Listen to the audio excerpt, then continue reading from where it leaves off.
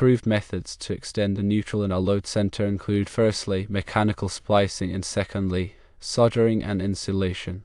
Mechanical splicing involves using Underwriters Laboratories listed mechanical splice connector such as wire nuts or pushing connectors to connect the existing neutral wire to an extension wire. Soldering and insulation involves soldering the extension wire to the existing neutral wire and covering the connection with approved insulation tape and heat shrink tubing. While it is not explicitly required by the National Electrical Code, it is a common recommendation to leave the neutral and load wires equal in length and coil the extra length of neutral if the bus bar is closer than the distance the load wire has to travel to reach the breaker. This allows for future flexibility and the ability to add arc fault circuit interrupters or other devices that may require a longer neutral wire.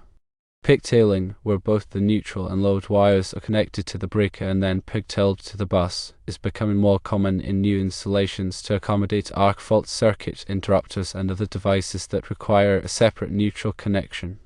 This method provides a more secure and organized connection.